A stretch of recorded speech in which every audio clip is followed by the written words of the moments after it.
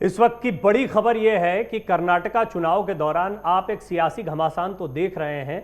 सभी की नज़र इस बात पर है कि प्रियंका गांधी वाड्रा इस वक्त किस तरीके से अपने राजनीतिक कद को बढ़ा रही हैं और कांग्रेस की 2024 में प्रियंका को लेकर क्या तैयारियां हैं। यह इसलिए महत्वपूर्ण है क्योंकि प्रियंका गांधी उतना ही बड़ा चेहरा अब कांग्रेस में दिखाई पड़ती हैं जितने बड़े चेहरे राहुल गांधी हैं। डबल इंजन की सरकार, ये एक नारा बीजेपी की तरफ से लगातार चलता रहा है। यानी राज्य में बीजेपी की सरकार, केंद्र में बीजेपी की सरकार। यहां पर अगर कांग्रेस के लिए कोई डबल इंजन दिखाई दे रहा है तो वो हैं ये दोनों भाई बहन जो इस वक्त लगातार कांग्रेस के लिए प्रचार कर रहे हैं।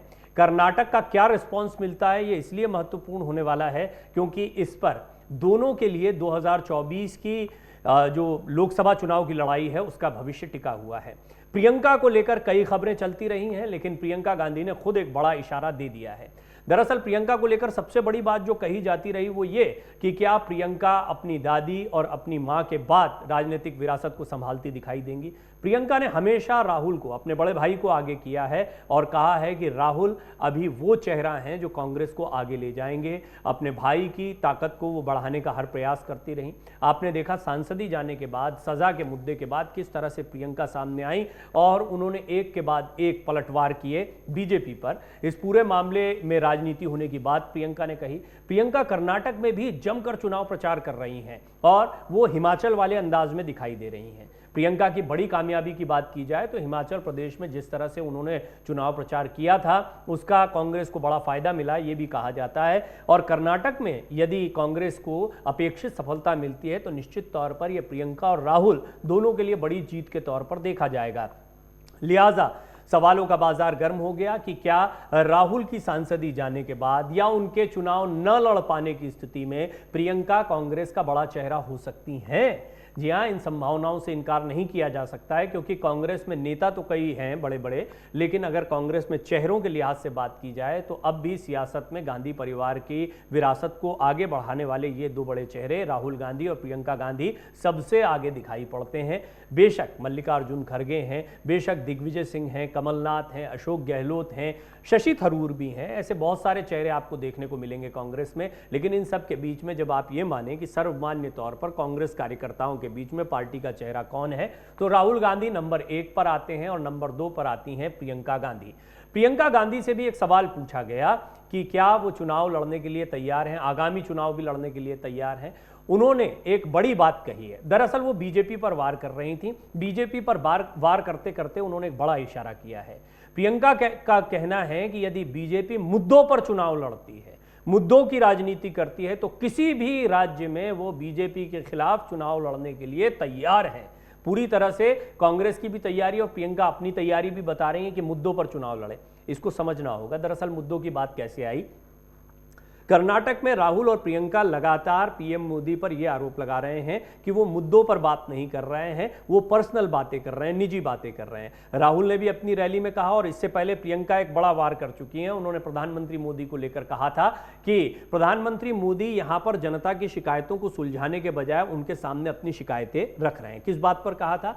दरअसल प्रधानमंत्री मोदी ने 91 गालियों का एक मुद्दा उठाया था। उनका कहना था कि कांग्रेस ने अब तक कई मंचों से उन्हें 91 बार गालियां दी हैं और इसी को एक मुद्दा अब कांग्रेस ने बनाया, पलटवार करना शुरू किया। उनका कहना, प्रियंका का यह भी कहना था कि अच्छी बात है कि एक पन्ने में वो बातें समा सकती हैं जो पीएम मोदी की शिकायत है, लेकिन यदि कांग्रेस इसी तरह की शिकायत रखे तो अपने आप में किताब लिखी जा सकती है। इतनी बार गालियां बकी गई हैं, लेकिन बड़ा मुद्दा यह है कि वो अपनी शिकायत को रख रहे हैं, जनता की शिकायत को नहीं सुन रहे हैं। अब आप इसको कांग्रेस की रणनीति भी मान सकते हैं, स्ट्रैटेजी भी मान सकते हैं, क्योंकि राहुल गांधी भी बिल्कुल यही बात कहते अलग अलग रैलियों में सुनाई पड़ रहे हैं। वो कह रहे हैं हमने अपने मन की बात कही नहीं है, जनता के मन की बात सुनी है। राहुल गांधी का बयान है। इसके बाद में चिकमंगलुरु में एक बार फिर उन्होंने मुद्दा उठाया। उन्होंने कहा बार बार 91 गालियों की बात कही जा रही है, जनता के लिए क्या किया है, जनता के लिए क्या करने वाले हैं, ये मुद्दे क्यों नहीं उठाए जा रहे। बेशक बीजेपी ने सारे मुद्दे भी उठाए हैं, अपने घोषणा पत्र में जनता के लिए कई वादे किए हैं,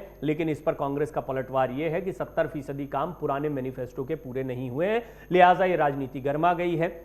एक बार फिर बात प्रियंका की करते हैं।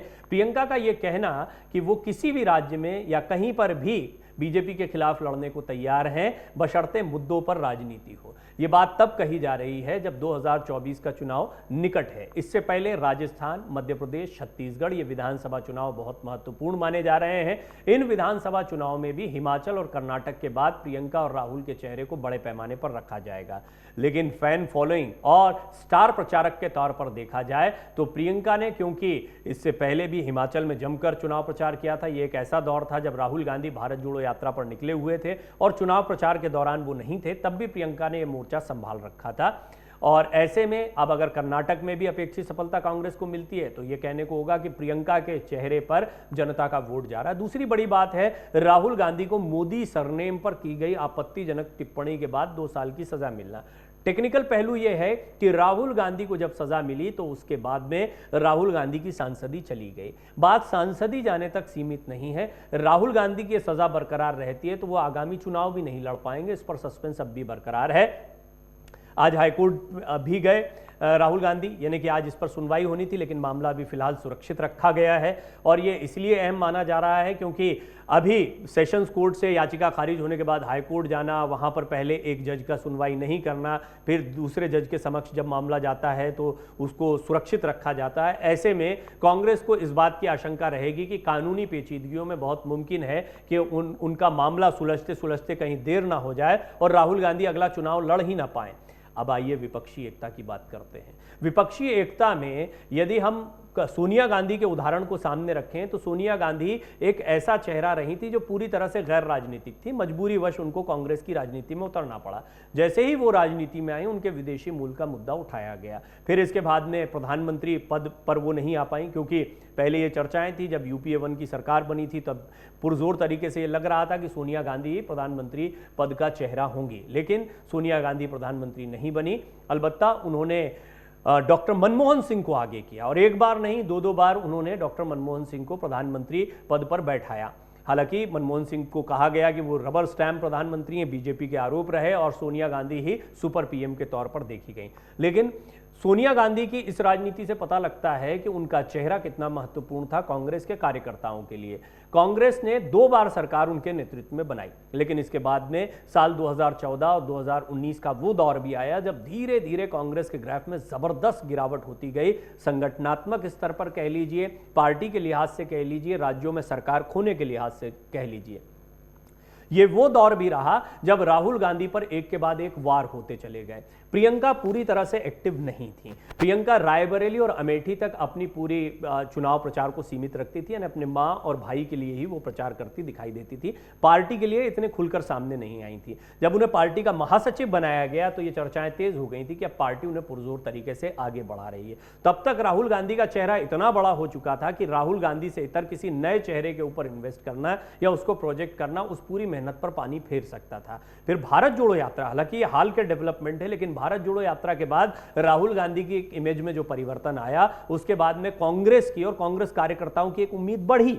उन्हें लगता है कि राहुल गांधी अब भी वो चेहरा है। चेहरा क्यों नहीं है या उम्मीद क्यों नहीं जाग रही थी, उसका जवाब विपक्षी एकता में वो लोग जो कि अब कांग्रेस के मंच पर आते दिखाई देते हैं फिर भी राहुल गांधी से झिझक रखते हैं, वो देते हैं।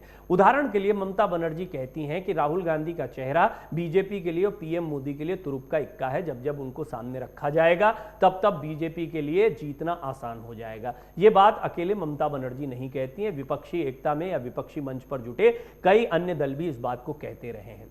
राहुल गांधी की स्वीकार्यता अस्वीकार्यता की बहस बहुत लंबी है, लेकिन इस सब के बीच में आप धीरे धीरे देख रहे हैं कि प्रियंका गांधी का जिस तरह से प्रादुर्भाव हो रहा है, जिस तरह से उनका पार्टी में कद बढ़ रहा है, इससे स्पष्टता यह संकेत मिलता है कि आने वाले समय में कांग्रेस ने प्रियंका गांधी के लिए कुछ बड़ी भूमिकाएं सोच रखी हैं। और यदि राहुल गांधी आगामी चुनाव नहीं लड़ पाते हैं, यदि विपक्षी एकता के लिए राहुल गांधी के चेहरे पर कोई सर्वसम्मति नहीं बनती है, तो प्रियंका गांधी के चेहरे को भी सामने धीरे धीरे रखा जा रहा है। दिलचस्प पहलू यह है कि विपक्षी एकता में पहले चेहरा रखने की बहुत आवश्यकता नहीं होगी। यहां पर चेहरा दिखाना ज्यादा महत्वपूर्ण है कि किन किन के चेहरे आगे हैं। ममता बनर्जी, अरविंद केजरीवाल, अखिलेश यादव, शरद पवार हालांकि अभी अपने पूरे मामले से जूझ रहे हैं। आज ही उन्होंने इस्तीफा दिया है, तो अब उनका चेहरा, जब वो 82 वर्ष के हैं तो उनके चेहरे को एक तरफ रखा भी जाए तो केसीआर हैं या विपक्षी एकता के कई अन्य चेहरे हो सकते हैं, दक्षिण की राजनीति के स्टालिन जैसे कई चेहरे हो सकते हैं। इन सब के बीच में सरसम्मति के लिए कांग्रेस अपने किसी चेहरे को, जैसा कि कांग्रेस कहती रही कि राहुल गांधी हमारी तरफ से चेहरा होंगे और निर्विवाद रूप से वही कांग्रेस का चेहरा है, जैसी बात से हटकर एक इंप्रेशन दिया जाए कि राहुल और प्रियंका दोनों ही चेहरे के तौर पर आगे बढ़ रहे हैं, तो ये बड़ी बात होगी। खबर ये भी आई थी या ये भी कयास लगाए गए थे जब सोनिया गांधी ने इस बात का ऐलान किया था कार्यकर्ताओं के सम्मेलन में कि अब वो एक्टिव पॉलिटिक्स में उन्होंने चुनावी राजनीति के बारे में जरूर कहा था, लेकिन बाद में फिर स्पष्टीकरण आया कि वो एक्टिव पॉलिटिक्स से मतलब ये है कि उनका मार्गदर्शन और जो अन्य दलों से बातचीत है, राजनीतिक सलाह मशविरा है, वो सब जारी रहेगा, लेकिन स्वास्थ्य कारणों से अब वो चुनाव लड़ती आपको नहीं दिखाई देंगी। ऐसे में सवाल उठता है कि रायबरेली की परंपरागत सीट या अमेठी की परंपरागत सीट, इन पर क्या प्रियंका गांधी ताल ठोकती दिखाई देंगी? निश्चित तौर पर यह माना जा रहा है कि उत्तर प्रदेश के चुनाव में प्रियंका बड़ा चेहरा हो सकती हैं। वायनाड से सांसद रहे राहुल गांधी के चुनाव लड़ने पर संशय है, लेकिन दक्षिण की राजनीति में वो पुरजोर तरीके से अपने पैर जमाने की कोशिश कर रहे हैं। ये सारी बातें प्रियंका के एक बयान से आई जब उन्होंने कहा किसी भी राज्य में बीजेपी के खिलाफ चुनाव लड़ने को तैयार हैं, बशर्ते चुनाव मुद्दों पर। उन्होंने क्या कहा, जरा मैं आपको वो बात सुनाता हूं। मैं भाजपा, उनके प्रधानमंत्री, उनके तमाम मंत्री और उनके सारे नेताओं से चुनौती देती हूँ। ನಾನು ಬಿಜೆಪಿಯರ ಪ್ರಧಾನಮಂತ್ರಿ, ಮುಖ್ಯಮಂತ್ರಿ, ಮಂತ್ರಿ, ನಾಯಕರಿಗೆಲ್ಲ ನಾನು ಒಂದು ಚಾಲೆಂಜ್ ಹಾಕ್ತೀನಿ। एक चुनाव किसी भी प्रदेश में एक चुनाव वो जनता के मुद्दों पर लड़के दिखाएं। ನೋಡೋಣ ನೀವೇನಾದ್ರೂ ಒಂದೇ ಒಂದು ಚುನಾವಣೆ। मैं भाजपा, उनके प्रधानमंत्री, उनके तमाम मंत्री और उनके सारे नेताओं से चुनौती देती हूँ। ನಾನು